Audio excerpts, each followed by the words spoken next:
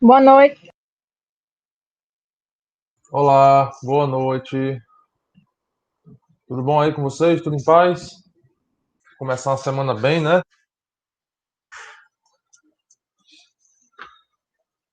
Britney, Davi, Thaís, como é que vocês estão? Bem, prof. E aí, estão entendendo bem o assunto? Tá tudo tranquilo? Tô indo rápido, devagar? Como é que tá? Normal. Normal? Que bom, né? Que bom, que bom, que bom, que bom.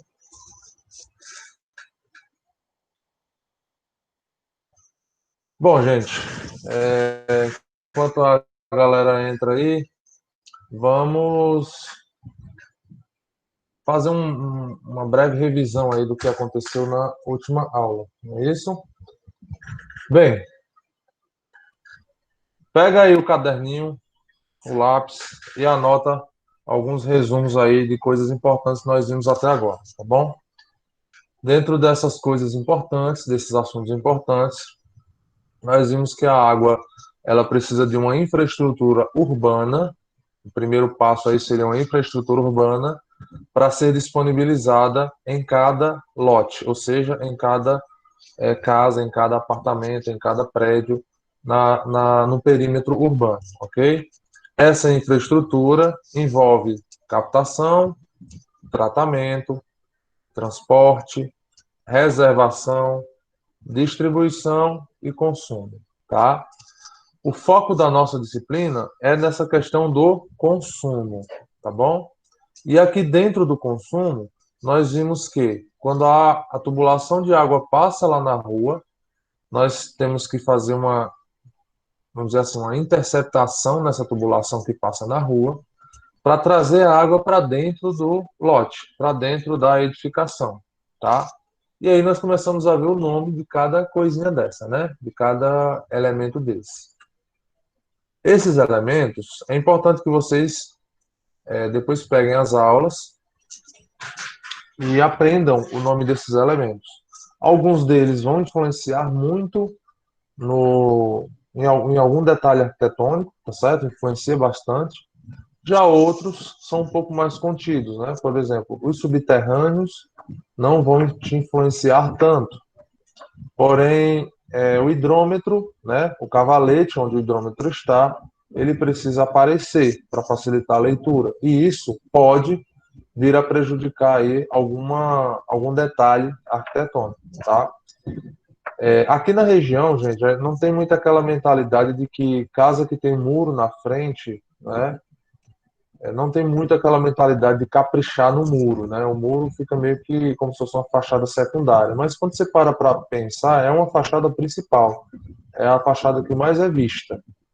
Eu fui há pouco tempo atrás, né? Pouco tempo, alguns meses, lá na cidade de Cajazeiras, lá na Paraíba. E nessa cidade deu para ver que os arquitetos de lá, né, tem uns três arquitetos lá que são bem conhecidos, eles trabalham muito a fachada da casa, mas não só a fachada interna, a fachada externa também. E aí, nessa questão da fachada externa, que é no caso o muro da casa, né, quando a casa não é de condomínio, o muro da casa, você tem ali influência de alguns elementos hidráulicos, né, como por exemplo o hidrômetro. Na calçada, muitas vezes, dependendo da concessionária, você tem uma caixinha de inspeção para o ramal predial, certo? Então, tem uma caixinha de inspeção para poder fazer alguma manutenção ali. Então, isso também pode vir a impactar de alguma forma na arquitetura, né? Então, a gente tem que ficar atento a essas influências para que você possa desenvolver o seu trabalho de uma forma, vamos dizer assim, livre, né? Sabendo exatamente o que vai influenciar na volumetria da sua casa, beleza? Professor, Fala, que eu te escuto. minha mãe já morou lá. Cajazeiras? Eu acho legal a cidade, sabe? O único problema de lá é que alguns bairros, na verdade, boa parte dos bairros sofre um pouco com água, né? Com o abastecimento de água. Se eu não me engano, lá, parte do abastecimento é de poço profundo, mas bem profundo. e outra parte são de captações como aquela que nós vimos na aula, que é uma captação superficial, né? De açude, de riacho, essas coisas. Então, assim, tem uma certa deficiência no abastecimento. A cidade é ótima, muito aconchegante a cidade, eu gosto muito de lá. Vez ou outra eu faço vistorias lá e eu acho a cidade bem agradável. E tem um desenvolvimento muito bom, né? Principalmente por causa das faculdades que tem lá também, né? Bom, então, esse daí foram um dos assuntos, né? A questão de entender as influências desses três primeiros itens, na verdade dois primeiros itens que nós estudamos, que foi o ramal predial e o cavalete, né? Para que serve o ramal predial? Revisão. O ramal predial ele tem a função de captar a água do abastecimento público que passa na rua, trazer essa água até dentro do lote, né? Então é chamado de ramal predial. É uma tubulação relativamente pequena, nós vimos que os diâmetros de norma são pequenos, né? Mesmo com vazões até relativamente grandes, ele só passa para, no máximo, uma tubulação ali de 50 milímetros, né? Então é uma tubulação relativamente pequena. Nós vimos também o cavalete. Qual é a função do cavalete? Posicionar o hidrômetro, não é isso? Tubulação ela vem subterrânea e o cavalete serve para aflorar. Lembre-se dessa palavra, aflorar a tubulação, tá bom? Esse é quem impacta na arquitetura, porque ele vai ter que aparecer, né? E dependendo do padrão da concessionária, ele vai ter um impacto grande ou pequeno, beleza? E aí nós chegamos numa consideração de agora já é conhecimento técnico mesmo, né? Nós entendemos ali as definições iniciais sobre vazão, pressão, e ainda não falamos sobre perda de carga, mas nós vimos a definição, né? Nós não entendemos o que é perda de carga direitinho, mas nós vimos a definição. Então, vazão, o que é, pessoal? A vazão, vazão e pressão são as duas coisas que a gente mais vai falar em hidráulica. Vazão e pressão. Vazão está relacionada à quantidade de água que está disponível para você usar, tá bom? Então, quantidade é vazão. Inclusive, você pode fazer uma analogia, né? O símbolo da vazão, o símbolo matemático da vazão, na hidráulica, é um Q. Você pode associar um Q de quantidade. Pressão. O que é pressão? Pressão é a força, tá bom? A força que a água tem para sair lá no chuveiro, por exemplo, para sair na torneira de água-jardim, etc. Então, vazão e pressão são duas grandezas, né? São duas variáveis na hidráulica que são muito importantes, tá? Não adianta você ter vazão se você, na verdade, é uma consequência, né? Se você não tiver vazão suficiente, é muito difícil você ter uma configuração que tenha vazão e não tenha pressão.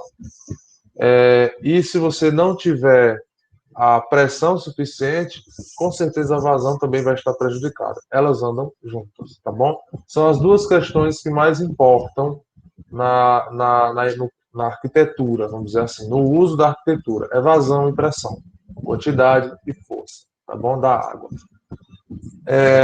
E aí o conceito principal da aula passada, né? E aqui eu quero abrir um espaço para quem realmente não entendeu, a gente revisar agora, porque foi bem no finalzinho, a gente ficou um pouco de pressa, mas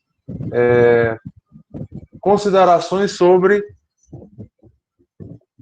a pressão disponível em um reservatório, né? Pressão disponível, a pressão que eu observo no fundo de um reservatório. Então, nós entendemos um princípio bem interessante da hidráulica, que é a altura da lâmina de água. Lembre-se sempre dessa oração. A altura da lâmina de água, né, acima do determinado ponto de consumo, é quem dita qual é a pressão disponível inicialmente. Então, eu quero que vocês entendam o seguinte: quando eu falo de pressão disponível inicialmente, eu quero dizer que a pressão que vai chegar na torneira não é aquela que a gente está observando, né? Porque eu tenho um negócio chamado perda de carga ao longo da tubulação. Então, sempre dá uma diminuídazinha. Mas, qual é a pressão que se espera obter em um reservatório? Olhem para cá. Vou tentar exemplificar aqui. Aqui eu tenho uma tubulaçãozinha, tá? E aqui é aquela conexãozinha que você vê no banheiro, né? Você só vê essa parte aqui, ó, azulzinha, e essa buchazinha de latão aqui, né? Do lado de fora do banheiro, não é isso? Não do lado de fora do Professor, banheiro, na parede dentro do banheiro, você vê essas tubulações aqui que é onde você coloca a torneira, é onde você coloca a ligação do vaso sanitário, é isso daqui que você vê no final, tá? Mas por trás disso tem o quê? Essas tubulações aqui marrons, tá? Oi, quem estava fazendo pergunta? professor, esse negocinho azul é um joelho, né? É um joelho. Aqui é uma tomada d'água. É um joelho, né? É uma tomada d'água. Eu tenho duas. Ó, esse joelho aqui fica dentro da parede. Ele serve para mudar a direção dentro da parede, tá bom?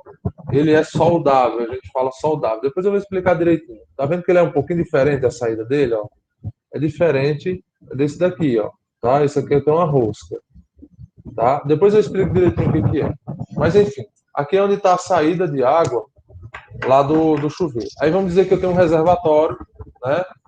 A uma determinada altura. Pronto. Esse reservatório, nós entendemos no final da aula passada que qual é a pressão que está disponível aqui, ó, nesse ponto, né? É sempre eu olhar qual é a altura da lâmina d'água que existe acima desse ponto. Porque é o peso dessa água que está aqui dentro, ó, que vai estar pressurizando isso aqui, tá? Então, indiretamente, a pressurização da água que está dentro dessa tubulação aqui, isso aqui é um conduto forçado, né? Por que ele é um conduto forçado? Porque a pressão dentro desse tubo é diferente da pressão aqui, na atmosfera, certo? Fora do tubo. Então, essa pressão aqui ela é maior, por que motivo? Aí vem a parte do indiretamente. O peso da água está fazendo aqui existir uma pressão maior do que do lado de fora. Por isso que a água tende a sair daqui. Ela sai de um ambiente que tem mais pressão para um ambiente que tem menos pressão, que é aqui na atmosfera. A água só sai da sua torneira porque dentro da tubulação da torneirinha lá, a tubulação da sua cozinha, tem mais pressão do que aqui fora, senão ela não saía, tá bom? Então lembre-se sempre desse princípio. As moléculas, né, seja de água, seja de ar, qualquer coisa, vai sempre procurar o ambiente que tenha menor pressão. Ela sempre vai sair do ambiente de maior pressão indo para o ambiente de menor pressão, tá certo? Isso acontece na água também. Alguém ia fazer pergunta? Não, né? Então vamos lá. Então, qual é a pressão disponível aqui, ó? Vamos dizer que eu tenho 50 centímetros daqui para cá. Então, qual é a pressão que existe aqui? Se eu pego 50 centímetros, vocês lembram que a gente fez aqueles cálculos lá de densidade da água, qual era a pressão no fundo, né? E a gente concluiu que, basicamente, a única coisa que importa é quanto de altura de lâmina d'água que existe acima do ponto que eu estou analisando. No caso, nós analisamos lá no exemplo o fundo de um reservatório. Aqui é uma tomada de água, mas não muda nada. Aqui, ó, eu tenho uma lâmina d'água, certo? Que está daqui de cima até aqui embaixo, se o reservatório estiver cheio.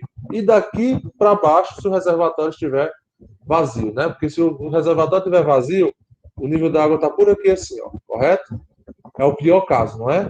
Então, sempre que a gente trabalhar em hidráulica, nós vamos considerar que o reservatório está quase vazio, ou seja, é o fundo do reservatório que a gente leva em consideração. Então, nesse caso aqui, se eu tenho 50 centímetros daqui debaixo do reservatório até a tomada de água, qual é a pressão que eu tenho aqui, ó? A pressão disponível inicial, sem tirar a perda de carga. Depois nós vamos ver que ao longo dessa tubulaçãozinha aqui, ó, a água, para escoar, a água vai perder um pouco de energia devido ao atrito, né? Quando você passa, tem algum tipo de contato mecânico com uma parede, uma superfície, né? Do tubo, por exemplo, você tem um atrito, e esse atrito vai fazer você perder energia. Além do atrito, nessa tubulação reta, você ainda vai ter a perda de energia aqui, ó, quando a água for mudar de direção, tá bom? Então, se eu tenho 50 centímetros daqui para cá, qual é a pressão que eu observo aqui, já usando aquela unidadezinha da hidráulica, né, que é MCA? Olha, MCA é metro de coluna d'água. Se aqui eu tenho meio metro, então eu tenho quantos metros de coluna d'água? Meio metro de coluna d'água. é a pressão que está disponível aqui nessa configuração. Aí, a partir daqui, eu vou calcular, depois disso a gente vê isso, depois com calma. A gente vê qual é a perda de carga que existe para ver exatamente qual é a pressão que está aqui, que vai ser um pouco menos de 0,5 MCA, tá certo? Oi, manda. No caso, a lâmina é igual à pressão? A lâmina d'água, isso. Deixa eu abrir aqui, ó. Na aula passada, a gente viu esse cálculozinho aqui, ó. Vou projetar aqui para vocês.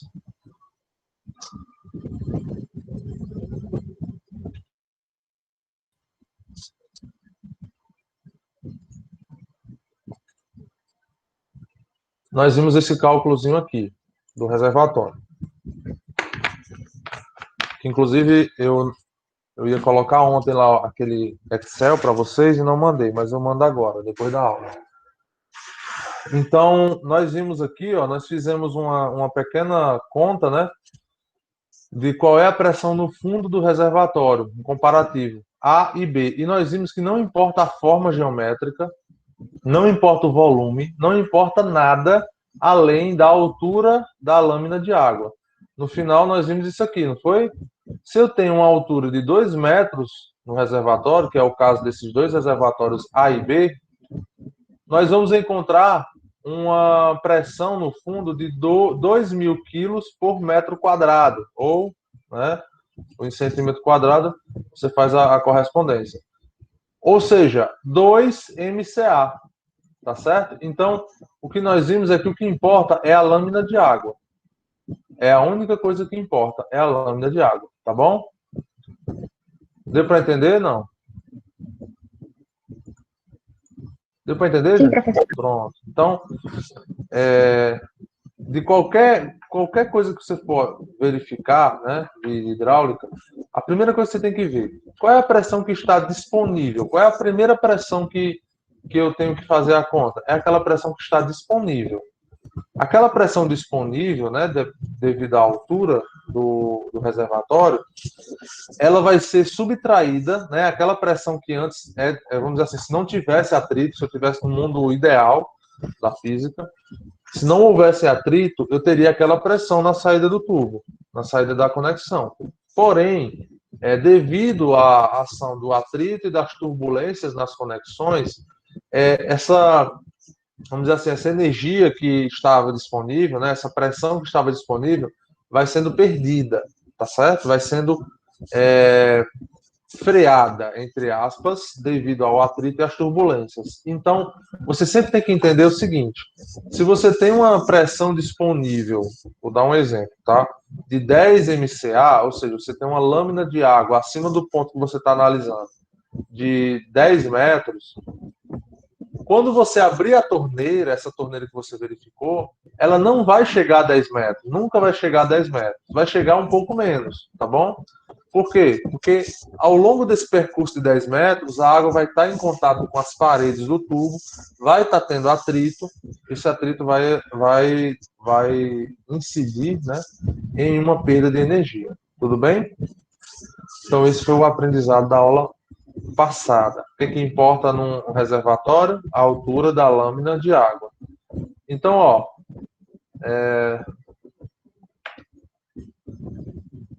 Professor, fala. A pressão também tem alguma relação com a altura do reservatório, além da lâmina? Tem, na verdade, assim, ó, essa lâmina de água, ela é a altura do reservatório, entendeu?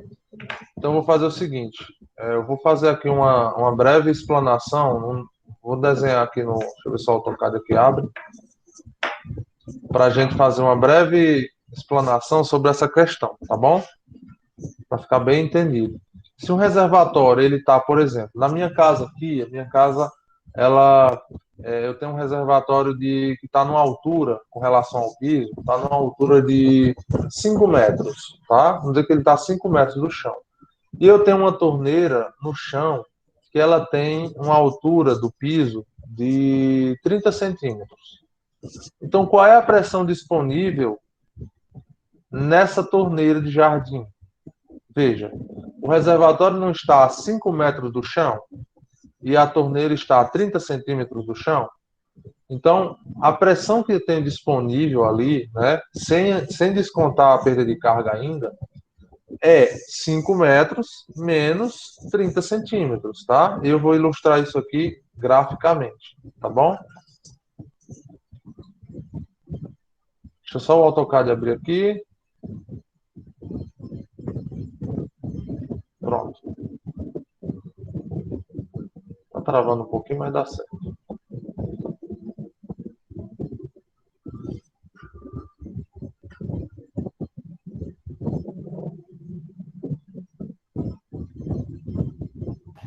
Professor, Fala. mas tem que fazer uma transformação, né, em relação a esse exemplo. Tem o quê? Tem que fazer uma transformação, tipo, colocar centímetro em metro ou não?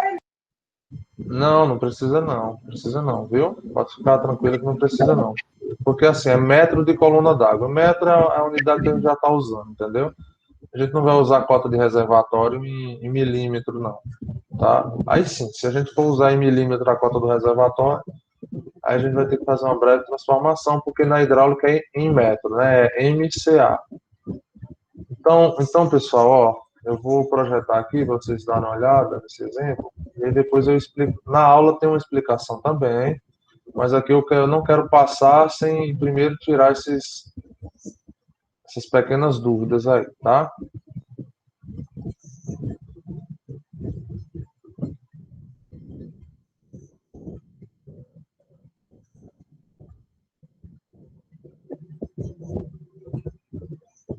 Estão vendo aí a minha tela? Só o senhor, por enquanto. Não, tá me vendo não, senhor não. Espera aí, só um momento. Vou tentar de novo aqui.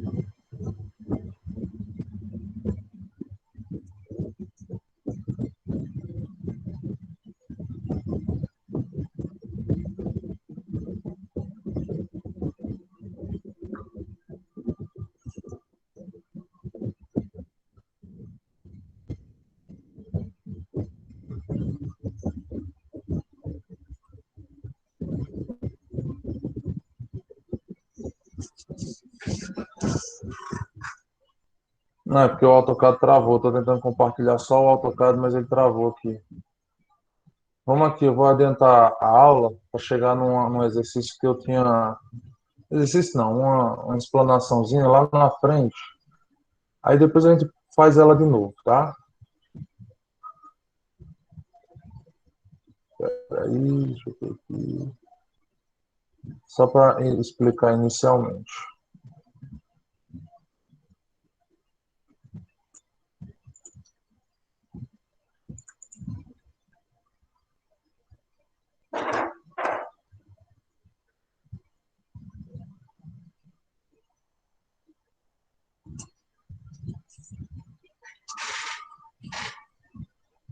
Pronto. Eu vou colocar aí na tela de vocês e vou deixar um tempinho para vocês darem uma olhada, tá bom? E aí depois vocês me falam o que é que vocês entenderam sobre isso. E depois, quando a gente for para essa aula, né, lá na frente, quando a gente for falar nessa aula, aí vocês revisam, reforçam, né? Já vão estar com esse conhecimento aí na cabeça. Olha só, vai aparecer aí.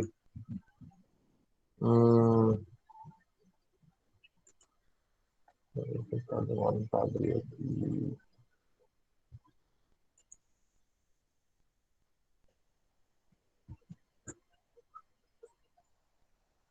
Pronto. Vai aparecer para vocês aí agora. E eu vou deixar um tempinho para vocês pensarem um pouco no que está aí nesse slide, tá bom? Inclusive com essa setinha de negativo aí, ó.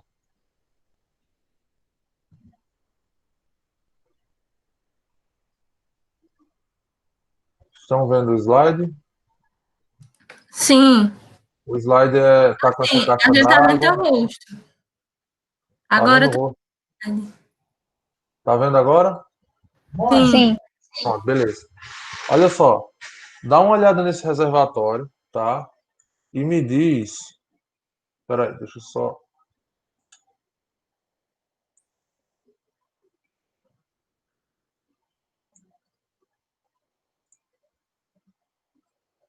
Pronto, dá uma olhada nesse reservatório, essa configuração aí que eu estou mostrando para vocês.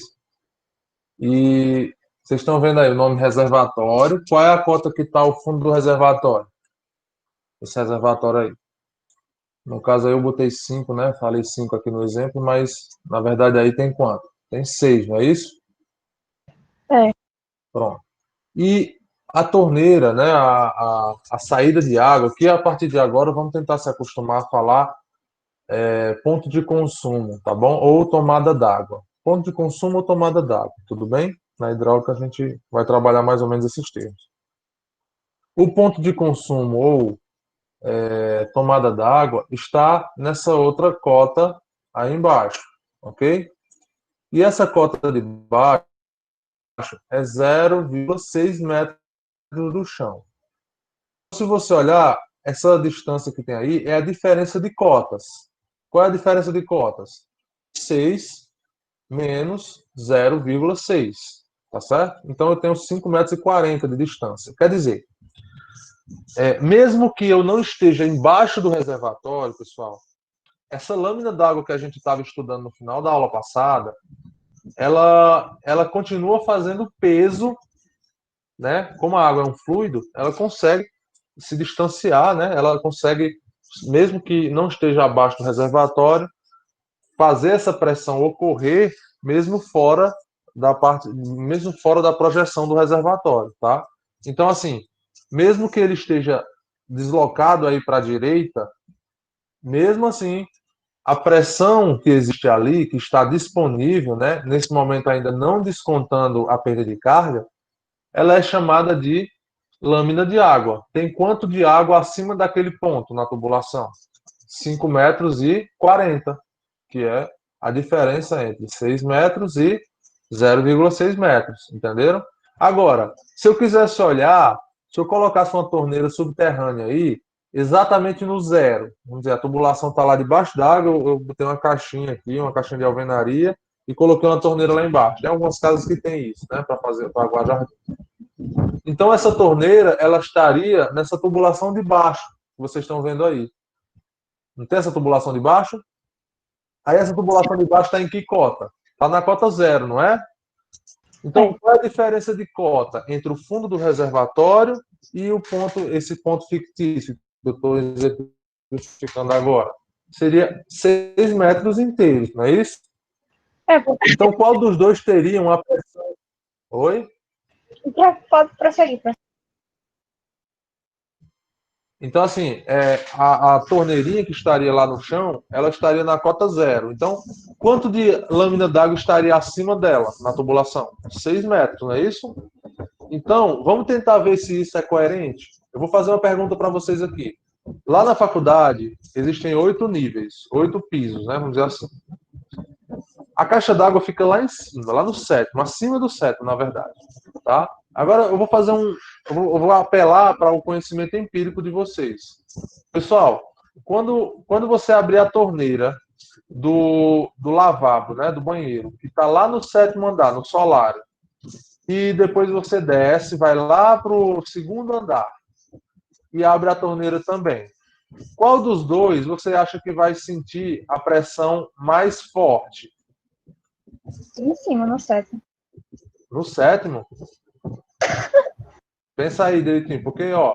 Caramba! Entendendo? Porque tem mais lâmina de água, né? A lâmina de água é maior se você comparar com a torneira lá do 2º pavimento, porque ele vai estar bem mais baixo do que o do 7º pavimento. Ou seja, tem muito mais água fazendo pressão. Tem muito mais peso de água na tubulação fazendo pressão para baixo. Você concorda? É Thaís, é? Foi Thaís? Falou? Tu concorda, Thaís? Concordo, professor. Então, pronto. Você vai ter ali uma tubulação que tem mais lâmina d'água acima, não é isso? Então, lá no 7º, vamos dizer que tem aí 3 metros de lâmina d'água, né? Ou seja, a pressão que estava disponível ali era de quanto? De 3 MCA, certo? Sem considerar ainda a perda de carga. E lá no 2º pavimento, se você fizer, né? 7 menos 2, 5. 5 vezes 3, 15. Então você teria mais ou menos 15 MCA. Seriam 15 metros de diferença de nível entre o segundo pavimento e o pavimento da caixa d'água. Ou seja, você teria 15 metros de lâmina d'água acima dele. Então, a pressão lá embaixo espera-se que seja maior. Por que eu digo espera-se? Porque alguns projetos hidráulicos, para minimizar essa diferença tão grande, para que você, quando abre a torneira, não tenha aquele esguicho, né, que molha você todinho, alguns projetos são colocados redutores de pressão. Mas isso é um assunto para outras aulas, tudo bem? Então, deu para entender mais ou menos essa questão do reservatório? A altura do reservatório, quanto mais alto ele estiver com relação ao ponto de consumo, tudo agora, pessoal, que a gente falar, vai ser com relação a isso aqui, ó, ponto de consumo, tá bom? Que é a pecinha azul da tubulação hidráulica, tá bom? Tudo vai ser com relação a esse ponto de consumo aqui, tá bom? Então, quanto mais alto o reservatório está com relação a um ponto de consumo, mais pressão disponível tem aqui, tá bom? E aí a questão é a gente ver se a perda de carga não vai fazer essa pressão ficar menor, tá? Então, por exemplo, em um prédio de apartamentos, o chuveiro que tem... Agora vocês vão ter, assim, vamos dizer, uma outra visão, né? Se vocês um dia forem fazer uma aquisição de um apartamento ou de uma casa, vocês vão ter outra concepção. Tipo assim, morar na cobertura é bom, né? Que tem aquele status, mas com termo de pressão, é óbvio, se o projeto for bem feito, a pressão lá vai ser a mínima solicitada por norma. Mas se você tiver no apartamento de baixo, você vai ter muito mais pressão. Você vai ter 3 metros mais de pressão no chuveiro. Isso é ótimo, gente. Pressão no chuveiro é muito bom, né? Se vocês já passaram por um problema como eu, né? Problema de tomar banho em um chuveiro que não tem pressão, vocês sabem que é bem incômodo, né? Então, é assim, essa questão de pressão, ela diz respeito à força que a água tem. E aí é só você lembrar, a força que a água tem na tubulação, ela está diretamente ligada à altura disponível, né? A lâmina d'água disponível, que é a lâmina d'água, quando a gente fala de lâmina d'água disponível, é a altura do reservatório, né? A diferença de nível entre o reservatório e esse ponto que você está analisando. E no nosso caso, é sempre um ponto de consumo, né? Às vezes pode ser um ponto de consumo de um chuveiro, pode ser um ponto de consumo de uma torneira, tá bom? Deu para entender essa questão? Sim. Pronto. Show de Professor, bola. Oi. é por causa dessa questão da pressão e a relação dela com a altura que as caixas de descarga antes eram elevadas? Porque, sim, e assim, se você tiver uma caixa de descarga elevada, você vai ver que ela geralmente está atrelada a um modelo bem antigo de vaso sanitário, tá bom?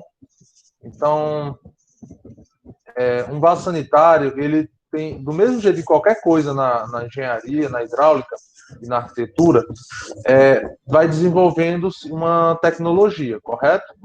Aos poucos, a tecnologia interna, né, a geometria interna dos vasos, propiciou uma perda de energia bem maior na hora da descarga. Então, eu não precisava mais ter aquela altura do vaso muito alta, entendeu? Então, hoje, quando você vê um equipamento daquele, que ainda vendem, né, por aí, você vê um equipamento daquele, né, que a caixa fica alta, e você puxa lá, é uma ignorância, né, a velocidade da água, às vezes até espirra para fora do vaso, se você não fechar a tampa. Então, hoje em dia não é mais necessário, tá? A geometria interna dos vasos, ela já propicia, assim, com uma pequena pressão, tipo meio metro de pressão, até menos, ele já consegue levar os sólidos, né? Tem até uns buraquinhos no vaso que ele fica meio que já virado para dentro de onde os sólidos têm que ir, não é isso? Não sei se vocês estão entendendo o que eu estou falando. É um buraquinho que fica voltado assim, onde sai água, e essa água já sai assim, exatamente empurrando qualquer sólido para o buraco do sifão do vaso sanitário. Então isso ali já é uma tecnologia que facilita a água ir embora. Então não precisa mais ter nada muito alto, tá entendendo? Não precisa mais ter aquela pressão lá em cima, que era mais de 1 metro de coluna d'água. Agora, meio metro, 40 centímetros já resolve o problema. Entendeu?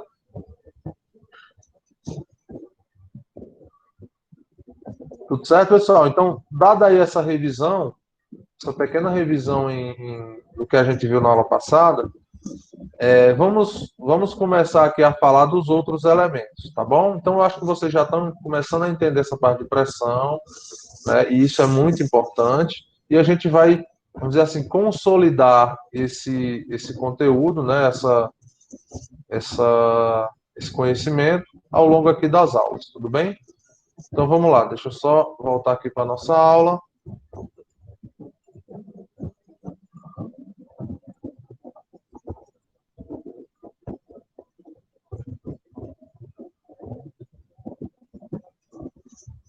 Essa aula que eu mostrei para vocês é a aula 5, tá? Então, nós ainda vamos ver outros assuntos antes de chegar lá. Mas aí, quando chegar lá, você já sabe o que é que significa. Tudo bem? Vamos lá para a aula de hoje? Feita essa revisãozinha aí, pessoal.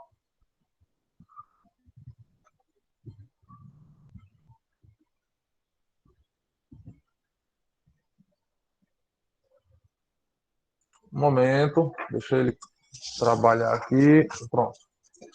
Ó,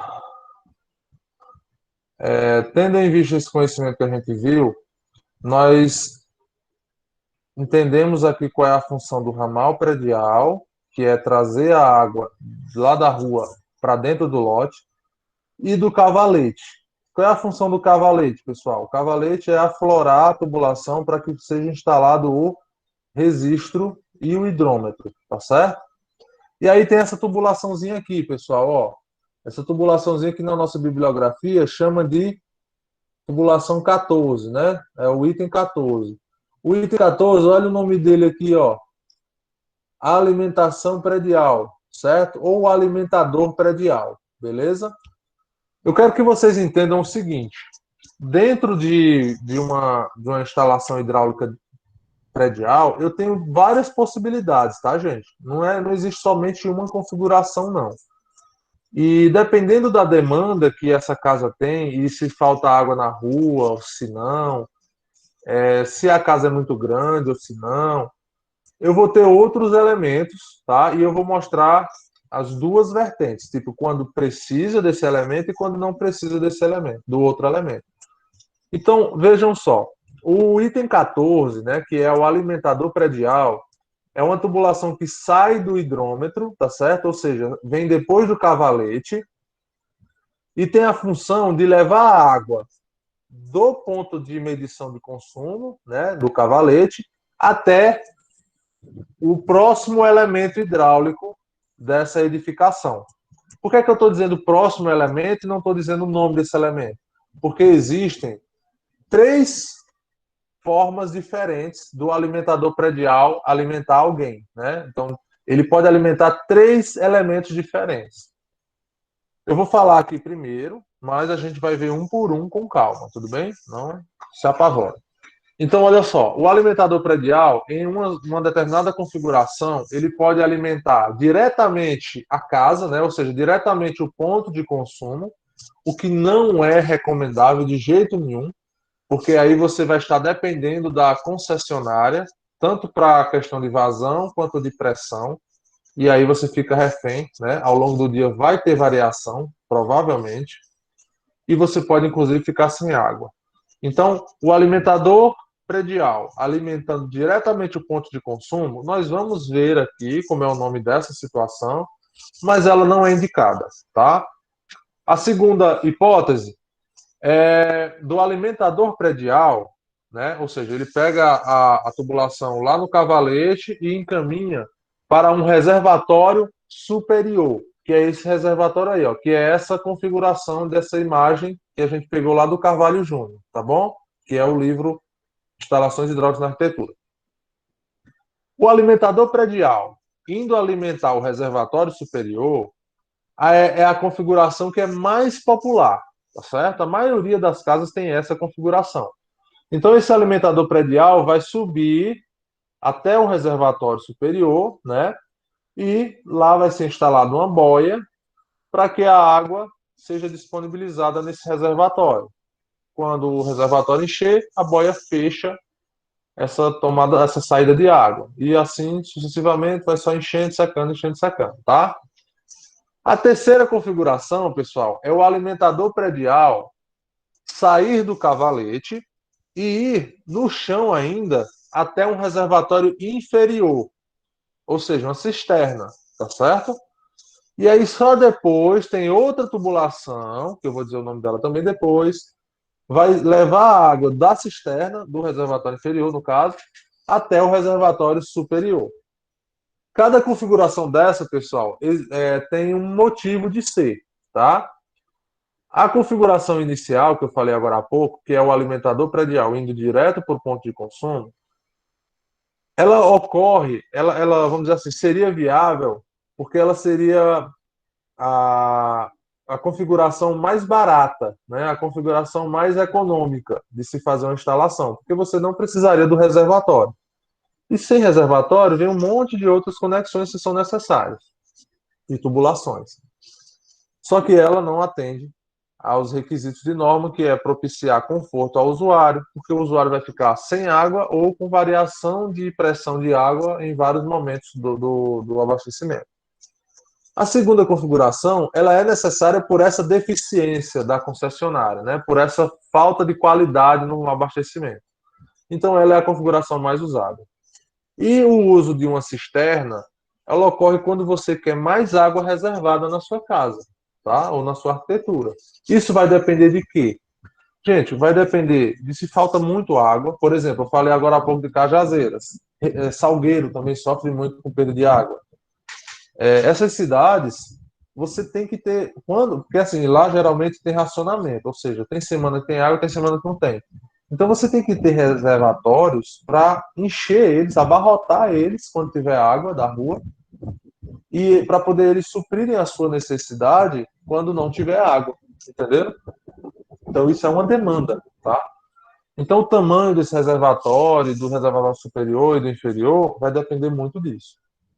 Paulo, e quando é que eu faço as contas aí para ver quando é que eu vou precisar de um reservatório inferior? Gente, aí não existe fórmula, caminho das pedras para isso, não. Uma solução única, não, tá? Agora, não coloquem 20 toneladas de água, né, 20 mil litros de água num reservatório elevado de uma casa pequena. Não existe isso, tá? Se você quer reservar ali uma quantidade de água, bota uma parte no superior e outra parte no inferior, tá certo? Bom, vamos ver essas configurações aos poucos aí, para que vocês possam anotar, né? E lembrando, não precisa ficar tirando print da tela, que eu vou disponibilizar para vocês esses slides. Eu vou até já mandar as duas aulas iniciais, tá? Então, olha só. Dentro do meu prédio, dentro da minha edificação, né, pode ser uma casa, pode ser um galpão, pode ser um prédio residencial, um prédio comercial, seja qual for. Eu tenho vários tipos de sistemas e eu vou explicar eles agora, tá? Existe o sistema de distribuição predial. Veja que eu estou falando agora de distribuição predial. A gente só está falando agora dentro do prédio. Não está mais falando de nada com relação à rua, do lado de fora, à infraestrutura, não. Estou falando de edificação, arquitetura, tá bom? Sistema de distribuição predial é SPD. Ela pode ser direta, indireta, mista e hidropneumática. Tudo bem? Vamos analisar aqui cada um deles daqui a pouco. O que é sistema de distribuição predial direta? A alimentação dos pontos de consumo, ou seja, a torneira, vaso sanitário, pia, chuveiro, né, tudo. A alimentação dos pontos de consumo a alimentação é feita diretamente pela alimentação predial, o que eu acabei de falar para vocês. Logo depois que sai do cavalete, a tubulação se chama alimentador predial. E esse alimentador predial ele pode ir direto para o ponto de consumo, né? Então, o nome desse tipo de sistema é sistema de distribuição predial direto ou direta, beleza? Esse sistema ele não tem qualidade porque você fica dependendo da qualidade de serviço da concessionária, ou seja, tá lascado, né? A variação da pressão ao longo do dia vai existir, na hora que você mais precisar, que vai ser a hora que está todo mundo usando a água no bairro, você vai ter uma pressão bem baixa, às vezes até se ficar sem água, tudo bem?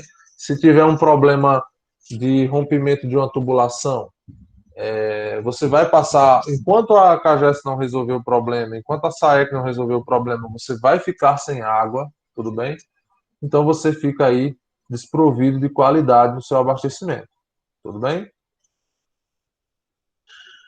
Estão muito caladinhos, deixa eu ver se tem alguma pergunta. Professor, Não tem não. Oi, fala. eu tenho uma dúvida em relação à pressão. É Tudo porque, bem. assim, aqui em casa tem 2 banheiros ligados, um no outro. Só que, assim, tem 2 caixas d'água. Só que quando liga um banheiro e liga o outro ao mesmo tempo, um fica mais com a pressão maior do que o do outro. Tá. Isso daí é uma questão mais de De layout encanação, né? da encanação. Isso, eu vou explicar direitinho o layout da encanação. O certo é você ter ramais. Essa palavrinha a gente vai conhecer daqui a pouco.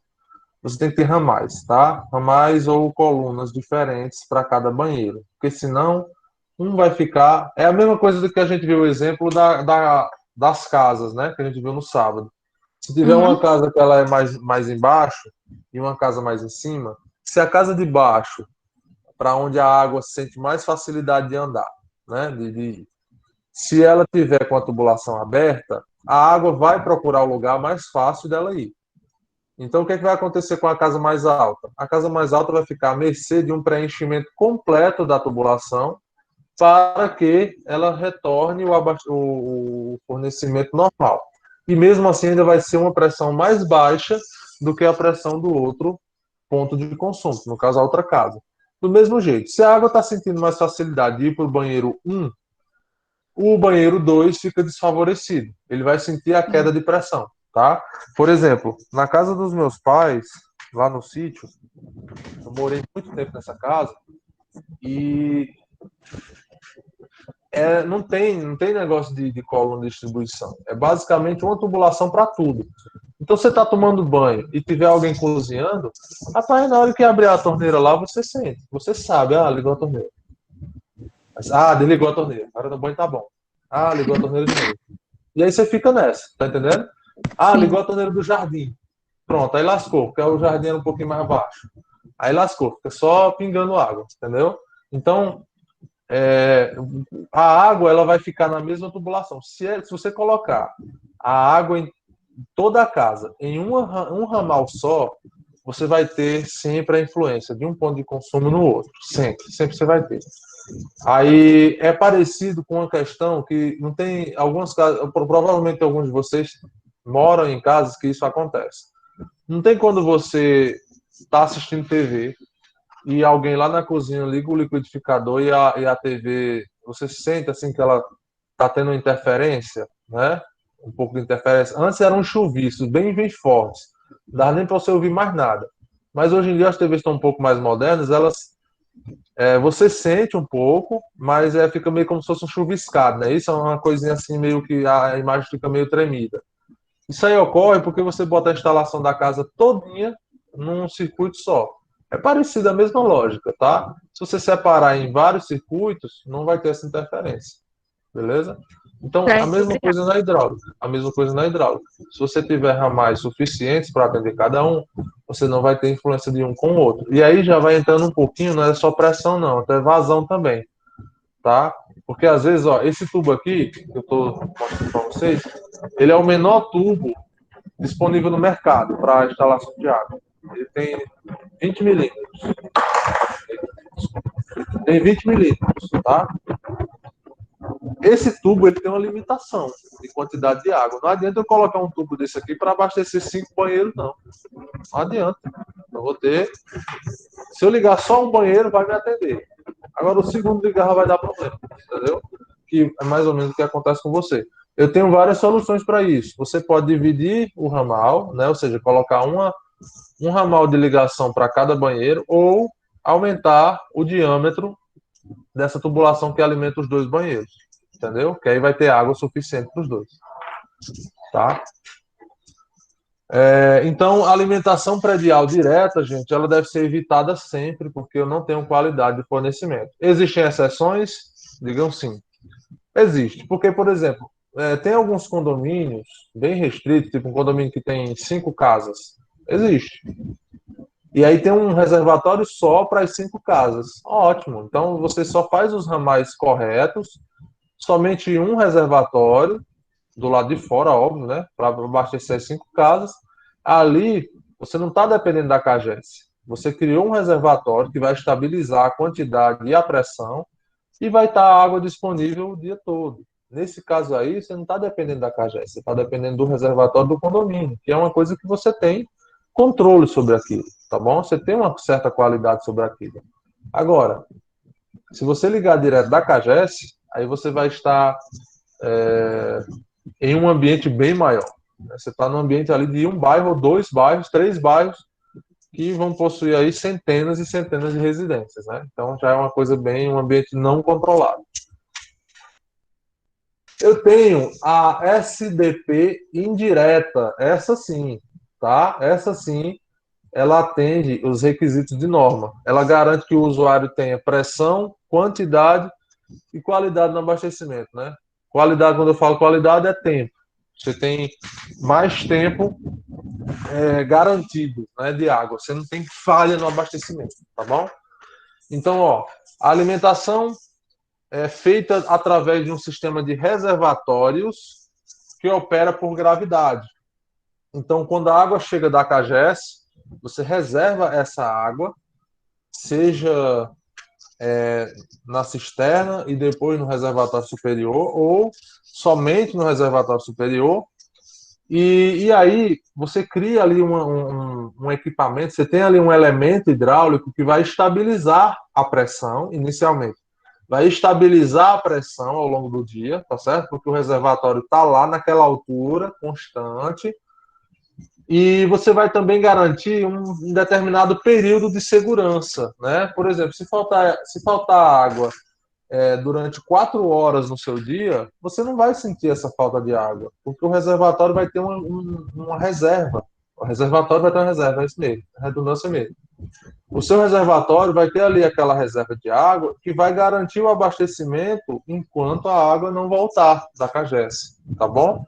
E aí, essa quantidade de água reservada, ela não é chutada, não, ela é dimensionada através de considerações de norma, tá bom?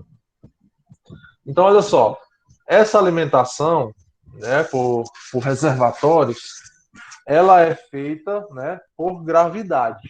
Então, a água ela é colocada no local mais alto e aí o peso da água pressuriza a tubulação.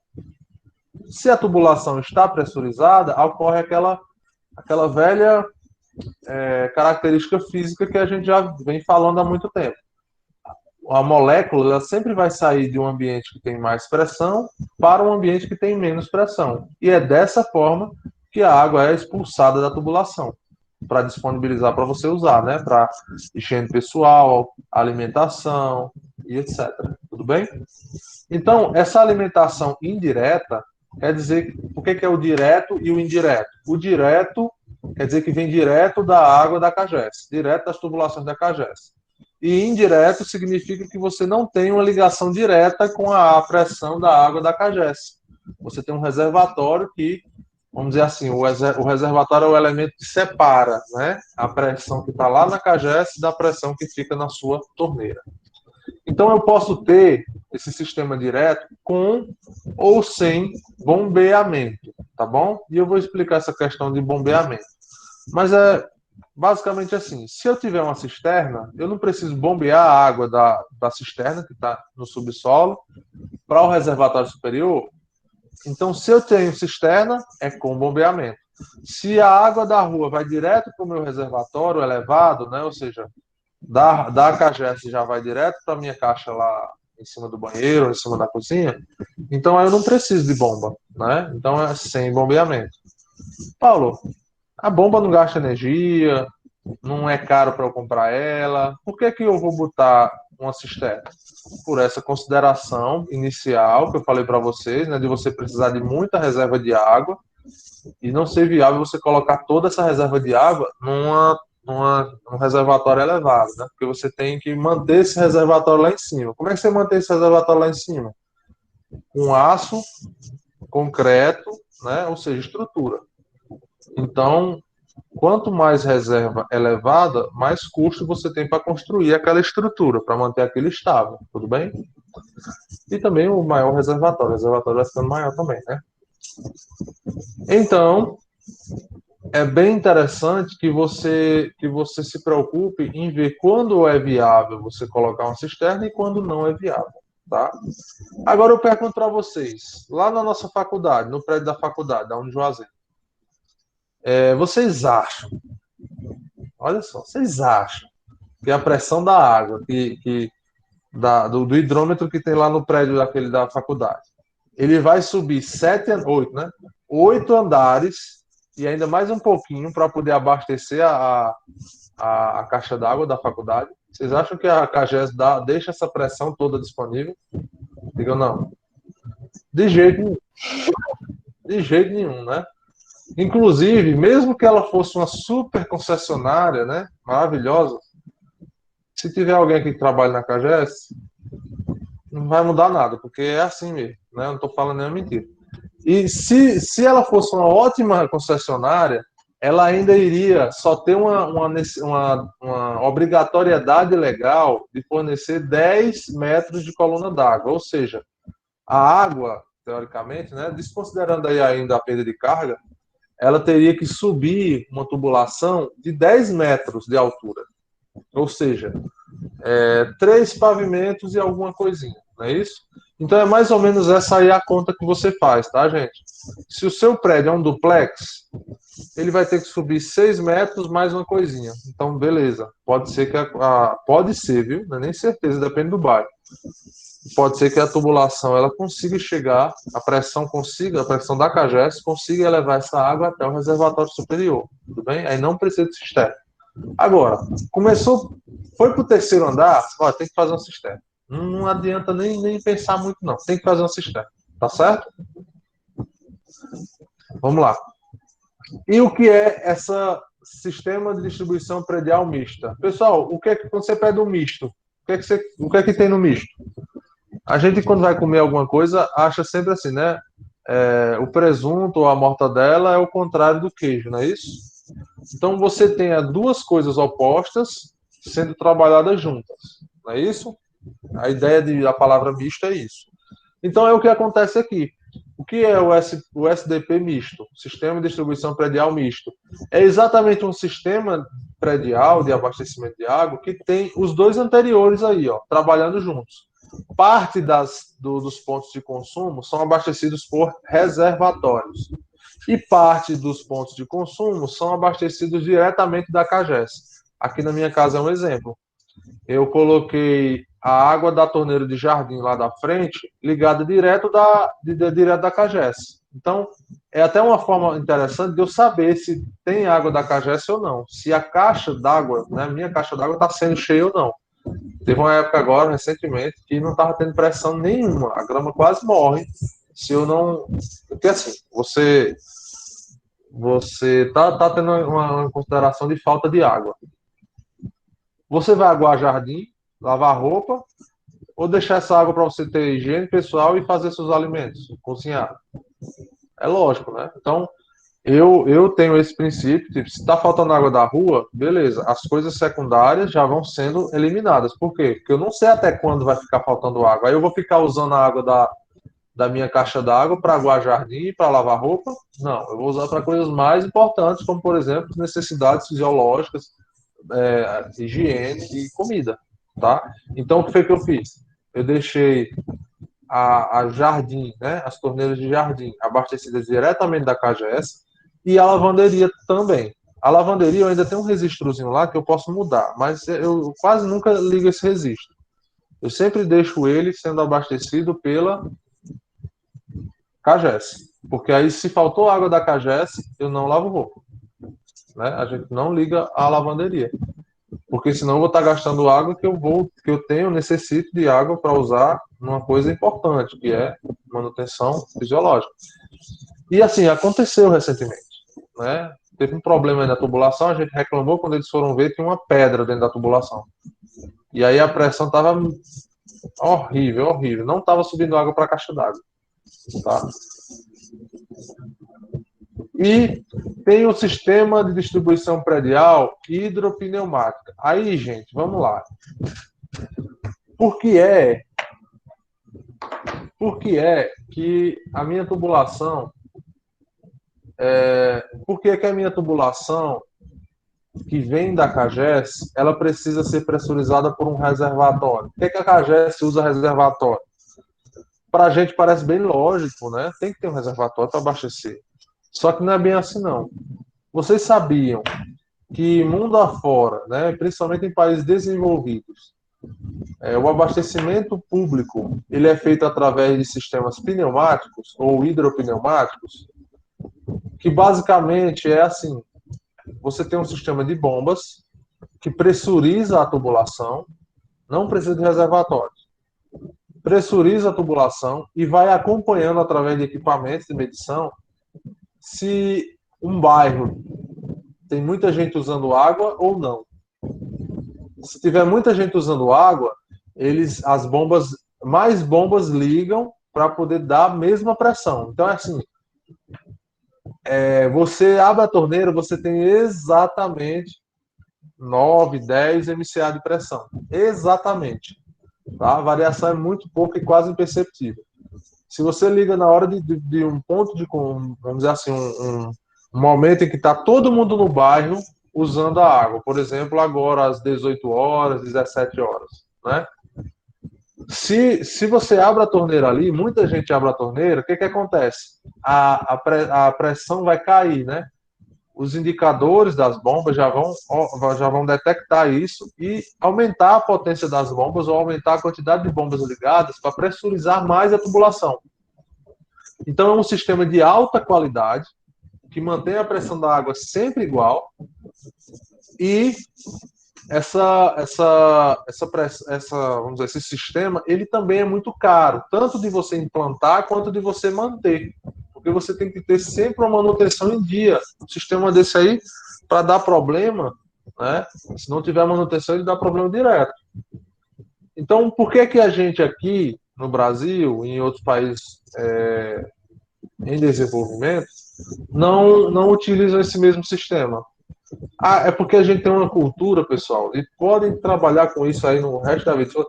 Você vai sofrer bem menos se você já colocar isso na cabeça.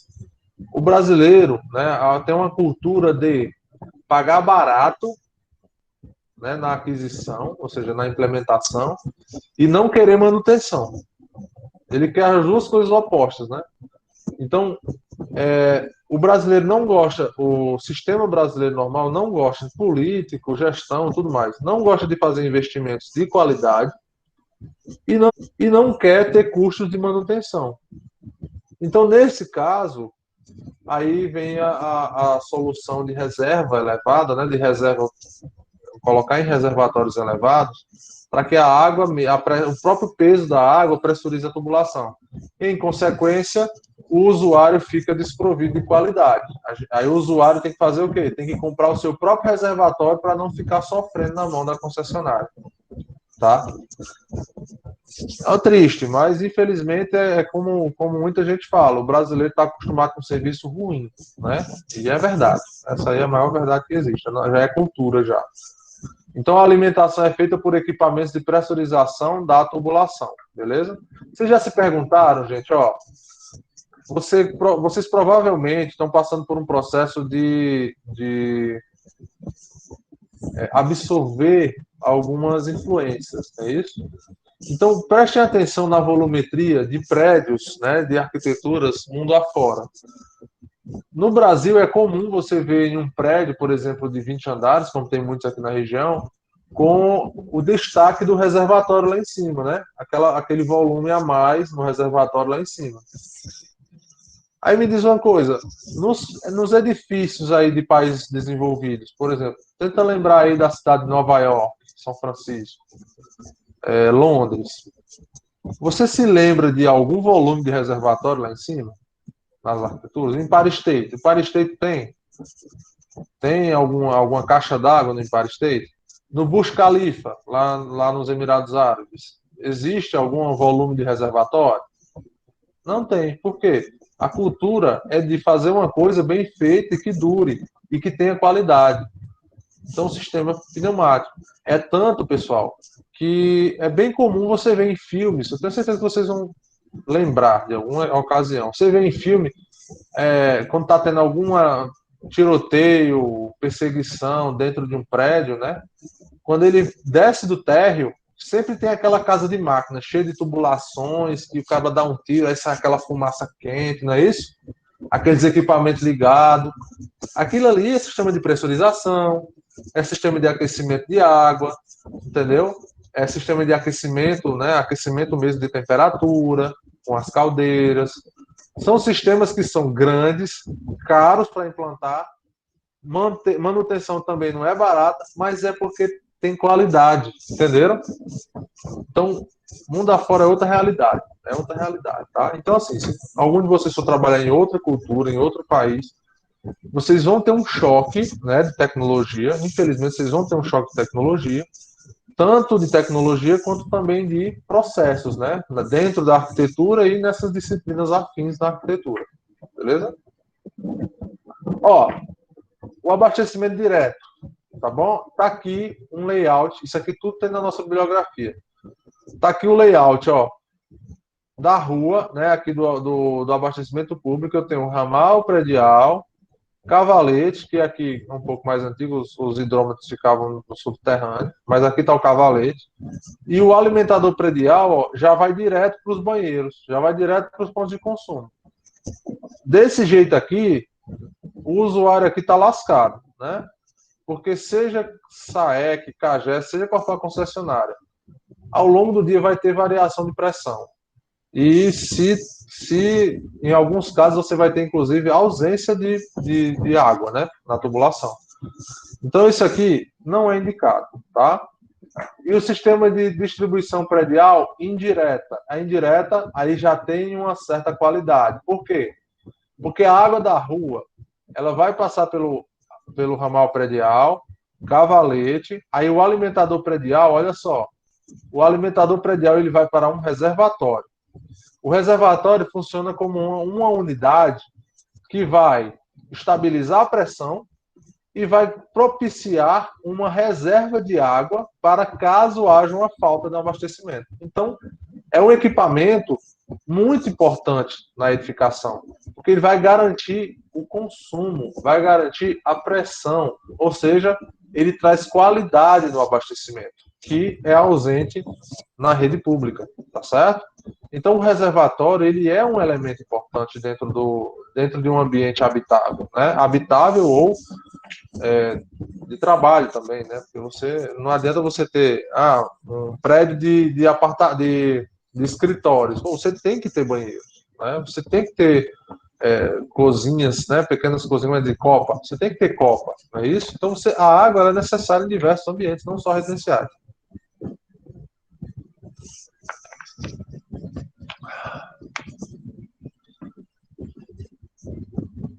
E eu tenho aqui também, ó, a indireta, só que com bombeamento. Então, aqui é uma indireta que eu só tenho o reservatório superior.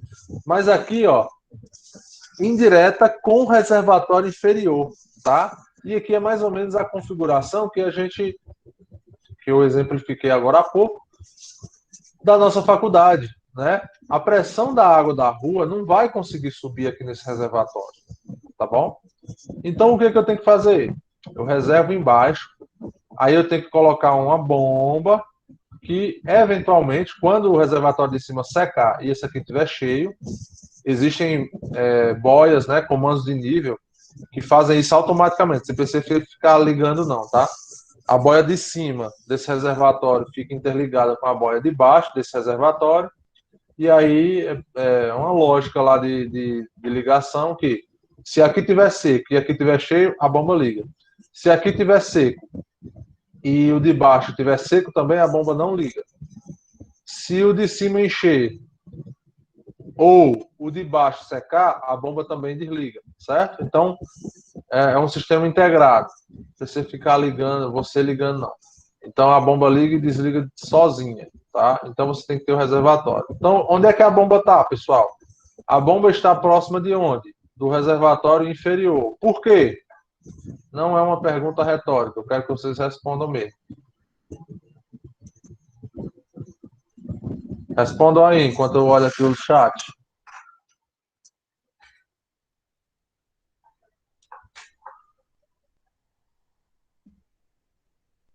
Sei não, boa resposta. Vamos lá, então. A bomba fica embaixo. A bomba fica embaixo por quê? Existem dois segmentos de tubulação em um bombeamento, tá? Vou repetir a pergunta. Por que é que a bomba, nessa ilustração aqui, ó, a bomba que faz o bombeamento da água entre o reservatório inferior e o reservatório superior, por que que ela está embaixo, próximo do reservatório inferior?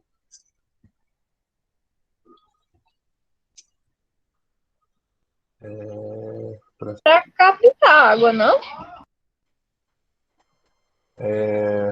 Bom, assim, é para evitar, pessoal, uma configuração de pressão negativa.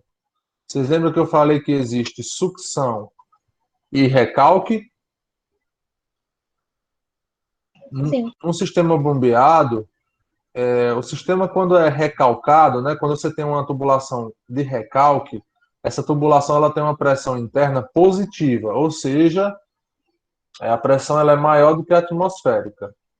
Essa configuração ela é tranquila para a tubulação, porque a tubulação ela está sofrendo uma pressão assim, ó, para fora. E ela já é circular, né, a seção, então ela já estabiliza naturalmente.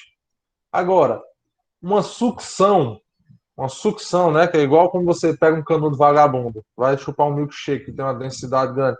Você chupa assim, o canudo vai e faz o quê? O canudo vai e faz esmaga, não é isso? Por causa da pressão negativa. Então, essa questão de ficar pressionando para ele esmagar para dentro, né, ela causa um estresse na tubulação que vai diminuir a vida útil dessa tubulação. E ainda não é eficiente. Essa palavra é bem interessante. Não é eficiente, porque a bomba vai gastar mais energia, né, mais joules de trabalho para levar a mesma quantidade de água do que se ela estivesse empurrando a tubulação, empurrando a água na tubulação, certo? Então, quando a bomba chupa a água, né, ou seja, a água está lá embaixo e ela quer levar a água para cima, essa tubulação ela está com pressão negativa. Por quê? Para a água sair do reservatório e subir numa tubulação, igual como ela sobe num canudo quando você chupa, significa que a pressão dentro do tubo tem que estar menor do que a pressão lá no reservatório, que é a atmosférica. Então, você precisa causar uma pressão negativa. Já numa tubulação de recalque, a bomba ela pressuriza a tubulação, ou seja, ela empurra a água, né? Então, a sucção, a água é succionada, ou seja, pressão negativa, e no recalque a pressão é positiva. A água ela é empurrada dentro da tubulação. A pressão dentro da tubulação é positiva, tá bom?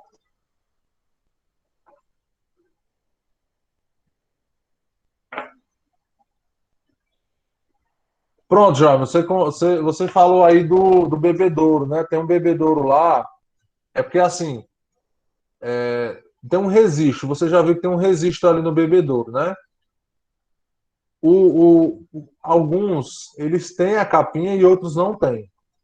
Os que não têm a capinha, não dá para você ficar mexendo ali. Então não dá para desregular. E o bebedouro, né, que tem essa pressão alta, eu sei qual é, eu já tomei banho também. E ele é porque foi aberto todinho, né?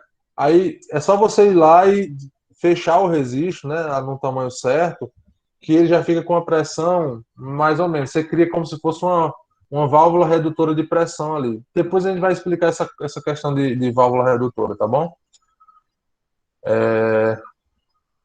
Verdade, não sei.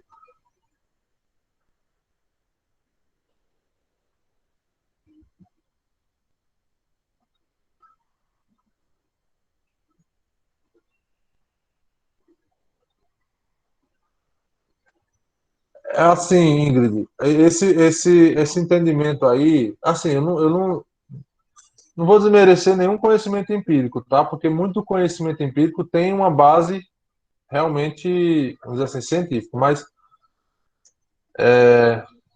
essa questão de para baixo, né, vamos dizer assim, na descida todo santo ajuda, na verdade não é bem essa questão, porque tanto na sucção quanto no recalque, a bomba está trabalhando, entendeu? A bomba está botando força. A diferença é que na sucção, ela bota uma força com menos eficiência, ela gasta mais energia para fazer a mesma quantidade de água subir. E já no recalque, né, quando ela empurra, vamos dizer assim, entre aspas, ela está gastando uma determinada energia e conseguindo levar mais água, mais vazão para cima, entendeu? Então é bem que por isso que as bombas de poços profundos elas ficam submersas, é mais eficiente, entendeu?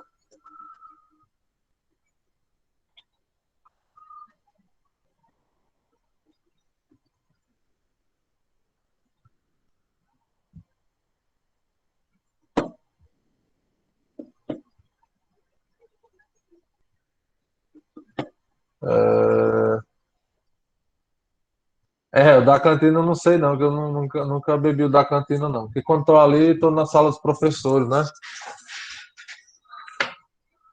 Assim, deu tempo agora de fazer esse conceito, né? Vamos ver se fizeram. Mas vocês sabiam que tem uma prefeitura, né, na faculdade, gente? E eles são bem atentos, gente. Você reclama do negócio, eles vão lá e ajeitam. É porque realmente os filtros do. O pessoal reclamou uma época do gosto, né, da água. Realmente, o gosto é meio ruim. Mas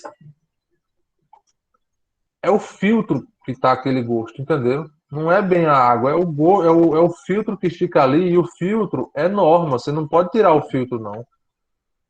E o filtro é quem deixa aquele gosto na água, entendeu? Então, infelizmente, não foi até um bafafá na época. Eles se prontificaram, trocaram todos os filtros, fizeram todas as manutenções, mas o gosto continuou porque é o filtro.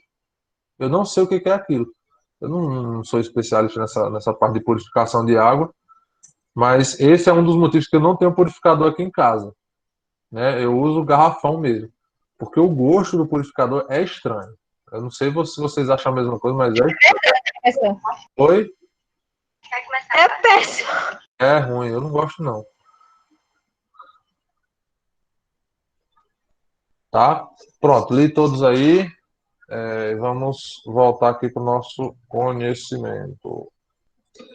Bom, então por que que essa tubulação está embaixo? Porque aqui embaixo, ela ficando aqui embaixo, vai ter muito mais tubulação recalcada, né? Ou seja, sendo recalcada, onde a pressão dentro da tubulação é maior do que a atmosférica, do que tubulação sob sucção, tá certo? Então essa bomba ela fica, a gente chama de bomba afogada. Ela fica mais ou no mesmo nível ou mais baixa do que o nível máximo aqui do reservatório, tá bom? Quanto mais baixa, melhor para ela. É por isso que bomba de piscina são todas enterradas, né? A maioria enterradas, porque ela tem que ser realmente, essa é a palavra, afogada, beleza? E aqui, gente, quando é que eu vou precisar fazer esse reservatório inferior? São duas as necessidades. A primeira é quando eu tenho realmente uma necessidade de reservar muita água, e aí se eu colocar toda a água no reservatório superior, eu vou estar sobrecarregando a estrutura do prédio sem necessidade. Porque eu não preciso dessa água lá em cima o tempo todo. Então eu deixo uma parte lá em cima e outra parte embaixo, fazendo uma consideração para que a bomba não fique ligando toda hora, né? Também. Tem essas coisas aí que a gente vai ver mais na frente. E a segunda configuração para eu necessitar de um reservatório inferior, aí essa pode acontecer inclusive em edificações menores, né? É quando a pressão da água da rua não conseguir levar essa água diretamente para o reservatório superior. Ou seja, teoricamente, acima de 3 pavimentos eu já preciso de um reservatório inferior, tá bom? Aí, pessoal, olhem só como é a configuração normal, né, de um reservatório. Isso aqui é um corte, tudo bem? Vocês, na arquitetura, geralmente são orientados a fazer um corte na escada, porque a escada é uma geometria que você precisa realmente detalhar, né? Espelhos, níveis intermediários. Então você precisa detalhar essas coisinhas. Então você tem que cortar na escada, correto?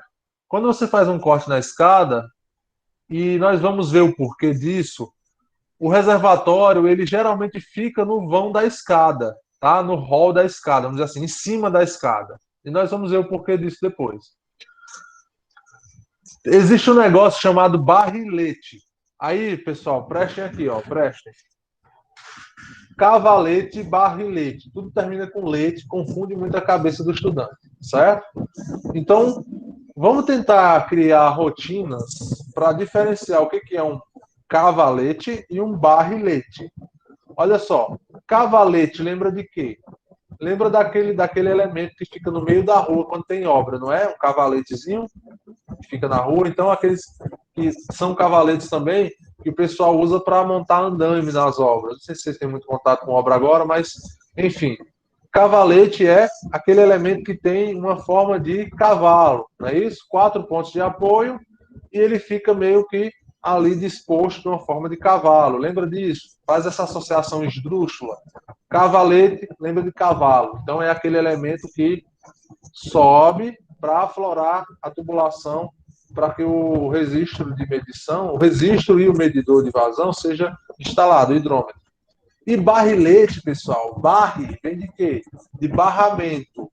Nós vamos ver o porquê que esse nome barramento é importante aqui embaixo da caixa d'água. É um barramento de água que vai distribuir para todos os apartamentos, para todos os banheiros, para todas as cozinhas da arquitetura. Tá? Então, é só lembrar, cavalete fica lá embaixo, barrilete fica lá em cima. Lembra-se mais ou menos que dá certo, beleza? Cavalete lá no hidrômetro, barrilete lá embaixo da caixa d'água, tudo bem? Então, olha só, o barrilete, pessoal, é um espaço que deve existir abaixo da caixa d'água, né, abaixo dos reservatórios, para duas coisas. A primeira coisa é você conseguir colocar aqui várias tubulações e registros que serão necessários. Depois a gente vai ver eles. E segundo, é para essa alturinha aqui, ó, que o nosso livro, né, o Hélio Creda, ele orienta que seja maior do que 80 centímetros, ele já padroniza isso para poder, vamos dizer assim, não ocorrerem algumas grosserias em projetos por aí, que acontecem muito. Ele bota logo aqui, ó, maior do que 80 centímetros, mas não quer dizer que esses 80 centímetros aqui é calculado, não. Ele só está botando o mínimo para que pelo menos você coloque 80 centímetros, tá certo? Essa altura aqui a mais, que pode ser muito mais, tá? Pode ser até 3 metros. Aqui eu já vi barrilete de 3 metros. Ou seja, é um pavimento. Para que serve essa distânciazinha aqui, pessoal? É o seguinte, gente.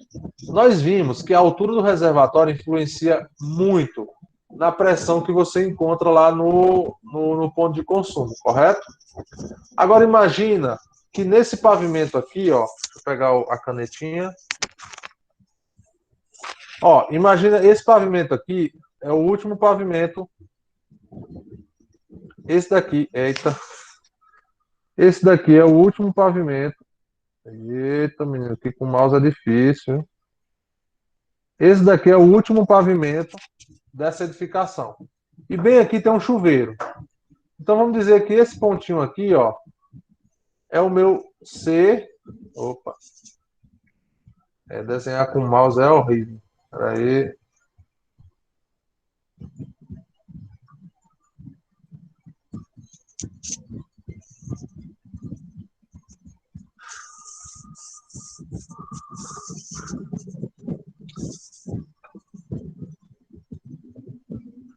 Vamos dizer que esse pavimento aqui, ó, é o último pavimento.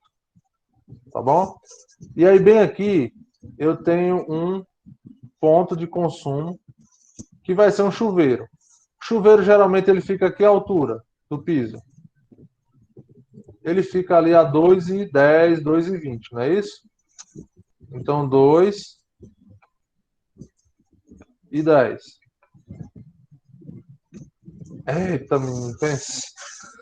O pior que tá gravado. Ó, 2,10, certo? esse chuveiro, pessoal, ele vai ser o elemento que vai ter a menor distância entre a menor diferença de cota, né? Entre ele aqui, ó, e o fundo do reservatório, não é isso? É o menor elemento. E aí daqui do reservatório até chegar, as tubulações chegarem aqui nesse chuveiro, essas tubulações ainda tem que passar por um bocado de curva, registro, no caso são 2 registros, conexões, T's, um monte de conexão que vai perder carga. Então, se esse reservatório tiver praticamente aqui, ó, embaixo, né, ou seja, na laje de cobertura desse pavimento, a diferença de nível seria somente essa, ó. Muito pequena, tá? Eu não teria pressão disponível para fazer o chuveiro funcionar. Então, eu tenho que elevar o reservatório para que a pressão que está disponível seja maior. Porque depois, mesmo com as perdas de carga, a pressão ainda vai ficar a mínima de norma. Nós vamos ver quanto é. Então, esse barrilhete ele serve tanto para alocar as tubulações e os registros que ficam embaixo do reservatório, como também para exemplificar, né, aquela questão da pressão. Quando eu elevo o reservatório, eu aumento a pressão disponível, tá certo? Então, o barrilhete serve para aumentar a pressão disponível nos pontos de consumo e para alocar as tubulações embaixo do reservatório, tá certo? Aqui é um outro exemplo, ó. Aqui é um reservatório que tem câmara, né? Ou seja, é feito de concreto, esses reservatórios aqui de concreto. E aqui é um reservatório que possui as caixas d'água de fibra mesmo, tá certo? Então a mesma configuração, ó. A única diferença é realmente a proposta. Quando é que eu vou usar o reservatório de concreto armado e quando eu vou usar, eu posso, né, usar os reservatórios que são feitos de fibra, né, de fibra ou de poliuretano. Quando é que eu posso usar um ou outro? É assim, pessoal. Quando um prédio ele necessita de sistema de hidrantes para combate a incêndio, o reservatório dele tem que ser, obrigatoriamente, tem que ser de concreto. Por quê? Porque os reservatórios de fibra, quando eu tenho um aumento de temperatura, eles derretem. Eles não têm resistência a temperaturas altas. E uma norma do Corpo de Bombeiros estipula que um reservatório com um sistema de combate a incêndio de hidrantes precisa resistir a pelo menos 50 minutos de chamas intensas em volta dele. E aí o concreto armado resiste. Mas os reservatórios de fibra ou de poliuretano não resistem, tá certo? Então, onde é que vai cair, por exemplo, eu posso usar um reservatório de fibra ou de poliuretano? Residências, até 3 pavimentos, né? Que não tem um fluxo muito grande de pessoas, etc. Não tenham muito riscos de vida, e etc. Agora, escolas, teatros, ambientes públicos, né? Prédios públicos, aí eu tenho que usar reservatório rígido, reservatório de concreto, beleza?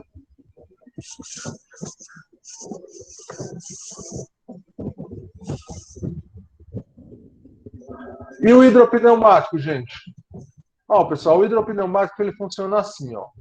Aqui, inicialmente, um sistema de prédio, tá bom? De um prédio. Então, no sistema de um prédio, eu tenho aqui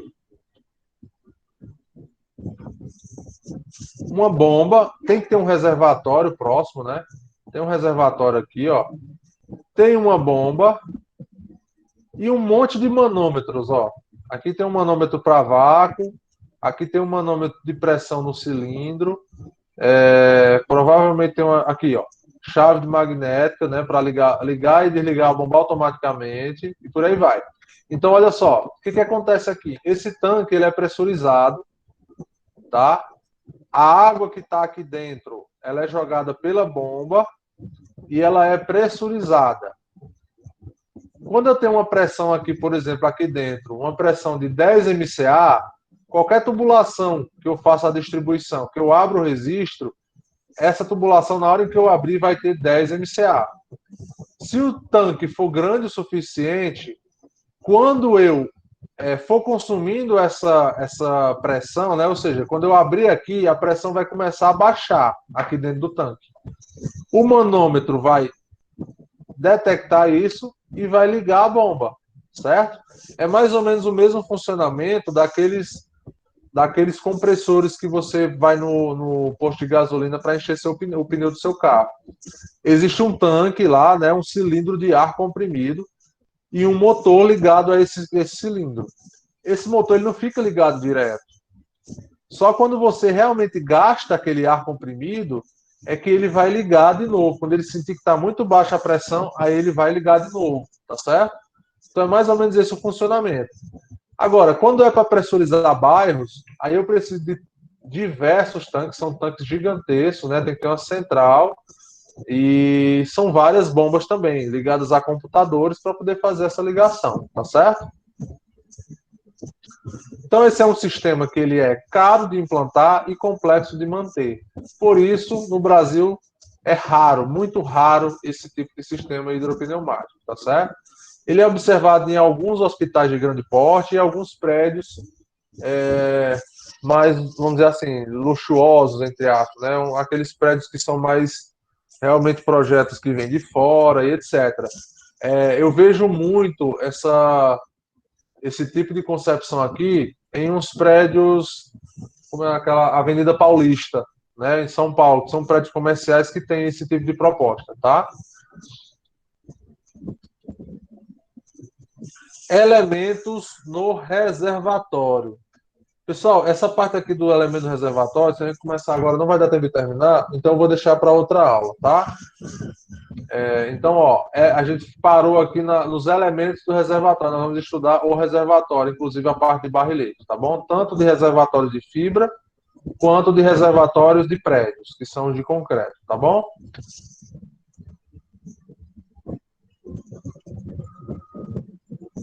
Beleza? Sobre o que nós falamos hoje. Alguma dúvida? Essa questão de abastecimento? Quem está falando, pode falar. Mas, professor, tem alguma relação, tipo, o de fibra ou de concreto, qual é o melhor em relação ao reservatório? Não, em termos de qualidade, não existe diferença não, sabe por quê? Porque todo material na hidráulica ele é padronizado. Ó, tá aqui, eu tô com isso aqui, depois a gente vai falar sobre materiais das tubulações, mas ó, dá para ver aqui, eu acho que para vocês está invertido, mas dá para ver aqui que tem, ó, cravado no tubo, eita, tô fazendo propaganda. Cravado no tubo aqui tem a norma que geriu, que norteou a fabricação desse tubo. Então, a fabricação dos elementos hidráulicos são padronizadas, entendeu? Então, não adianta, ó, aqui, por exemplo, ó, NBR 5648. 5648, ó, tá aqui também. Viu? Esse daqui tá em alto relevo. Então, Thaís, o reservatório ele tem que atender a alguns critérios. Tá? Então, se ele é de fibra, se ele é um equipamento manufaturado, ele já atende essas demandas. E se ele é de concreto, a gente tem que fabricar ele atendendo a essas demandas também, entendeu? As demandas, eu vou lá adiantar para vocês. Ele tem que garantir a salubridade da água, não pode deixar a água ficar contaminada, tem que ter superfícies impermeáveis, no caso, você tem que fazer a impermeabilização, e ele não pode mudar as características físicas da água, né? Então não pode dar cheiro na água, não pode sujar a água fisicamente mesmo, não pode ter, tem que ter assim uma geometria interna que favoreça essa manutenção, beleza? O que é que dá gosto? Dá gosto à água, não pode não, exatamente. Nem cheiro, nem gosto, exatamente. Beleza, pessoal? Deixa eu fazer a chamada, que eu já consertei o negócio aqui e eu não posso ficar sem fazer chamada, não. Professor, Oi. Pode fazer a pergunta. como é que funcionam as provas do senhor? As provas, as avaliações, né? Não é nem prova, avaliação. Eu vou avaliar o seu desempenho. A avaliação do desempenho do aluno, a avaliação do desempenho do aluno, ela é feita de várias formas, principalmente nessa parte remota, a gente desenvolveu várias formas de fazer essa avaliação. Existe a avaliação realmente no final da avaliação, né, no final do período, tem que ter avaliação, é uma prova online, você tem que fazer. Eu deixo ali durante um tempo para vocês fazerem. E daqui para lá vão ter um bocado de atividadezinhas. Essas atividadezinhas, que alguns de vocês dizem que é chata, ela serve para ver o desempenho de vocês no momento em que a gente está estudando aquele determinado assunto. E isso faz com que vocês não acumulem o assunto demais.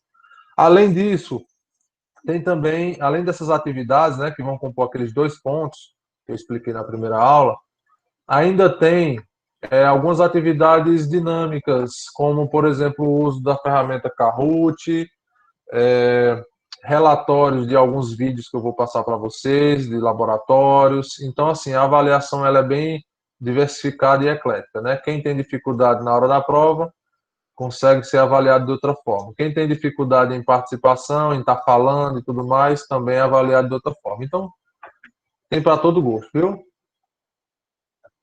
Adriane, Presente. Ana Carolina, Presente. Ana Iris, Presente. César, Britney. Presente. César estava aí, não estava não? Ele disse presente. Deve ter caído, professor, a Ele internet. falou no chat. Tá, beleza. Camila Pereira. Quem não Caroline. tiver, é porque caiu a internet. Tá todo mundo presente, né? Cícero Caroline está Vanessa. aqui, professor. Tá. Vanessa. Cícero Vieira. Presente. Presente. Danilo. Davi. Presente. Deise. Presente. Diego. Emanuele.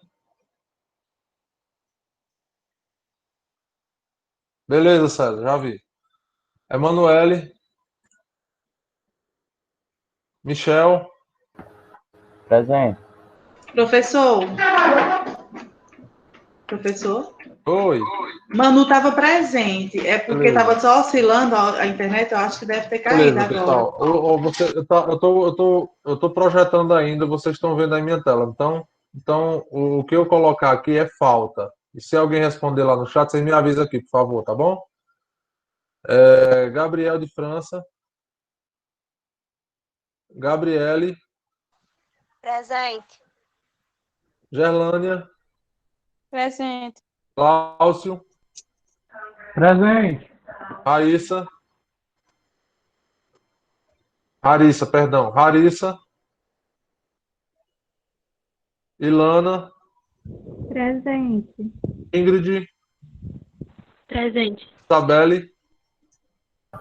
Presente. Joelma. Presente. Carlos. Presente. Lilian. Ei, professor. Oi. Danilo tá presente, é porque minha internet tá só oscilando, viu? Beleza, então. Danilo, né? Isso. Danilo, beleza. Eu parei onde, hein? Foi Lilian, né? Lucas. Presente. Luca. Presente. Beatriz. Presente. Bruna. Elânia. Bruna. Presente. Elânia, né? Isabel. Presente. Moisés. Presente. Rebeca. Presente. Roberto. Presente. Ryan.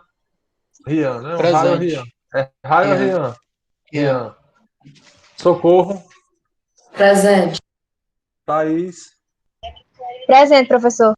Vitor. Presente. Vitória. Presente.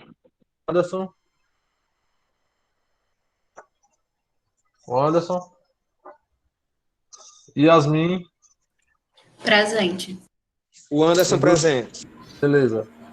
Yasmin Ângela. Presente. Bom. Pessoal, boa noite para vocês. Bom começo de semana. E obrigado pela presença massiva aí, tá bom? Um abraço para vocês e até mais. Tchau, tchau.